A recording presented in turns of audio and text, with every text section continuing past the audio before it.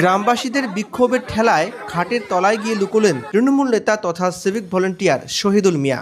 তার বিরুদ্ধে অভিযোগ, তিনি সরকারি আবাসন প্রকল্পের নামে টাকা তুলেছিলেন। দীর্ঘদিন থেকেই ঘর পাইয়ে দেওয়ার নাম করে তিনি টাকা নিচ্ছিলেন গ্রামবাসীদের কাছ থেকে। গত দুদিন ধরে তাকে খুঁজেই পাওয়া যাচ্ছিল না। আজ সকালে অভিযোগের ভিত্তিতে পুলিশ তার বাড়িতে পৌঁছায়। সেখানে খাটের তলায় লুকিয়ে থাকা অবস্থায় তাকে বের করে থানায় নিয়ে যায় পুলিশ। গ্রামবাসীরা তার বাড়ির সামনে বিক্ষোভে সামিল হন। পুলিশ জানিয়েছে আজই তাকে কোর্টে পাঠানো হবে এবং রিমান্ডে নিয়ে গোটা ঘটনা তদন্ত করে দেখা হবে। কোচবিহারের মাথাভাঙ্গার এই ঘটনায় চাঞ্চল্য।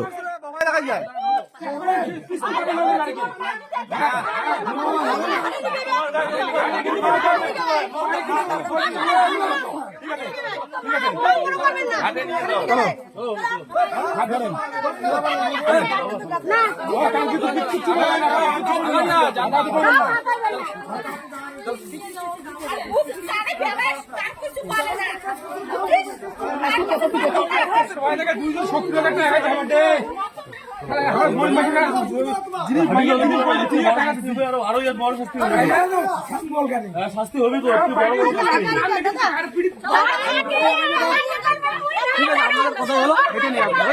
আপনার কথা হলো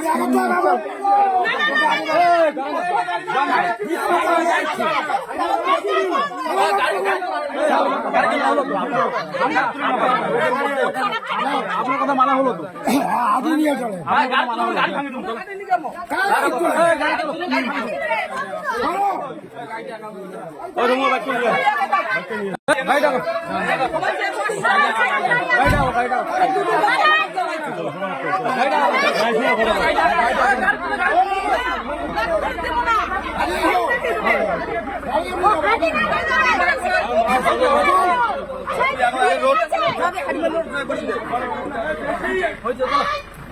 আরে ওর সঙ্গে পুলিশের সাথে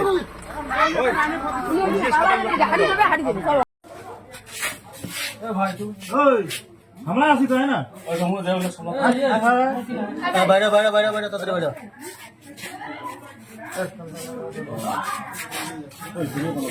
আরে আমরা আছি না ওই সাত টাকা বেরো কোনো কিছু হবে দিদি কত ফোন ধরে যখন বলা হচ্ছিল আপনারা কোনো কথা শুনেন না একদম ভিতরে যান ভিতরে যান তো কেন এলা এত ইয়ে হচ্ছে না আপনারা একদম দরজা দিয়ে আসুন এই ভালো তো বসিও না একদম চুপ করে ওই দাঁড়া বসিও একদম চুপচাপ কিচ্ছু করব না কিচ্ছু করব না আমরা কিচ্ছু করব দাঁড়ান দাঁড়ান দাঁড়ান দাঁড়ান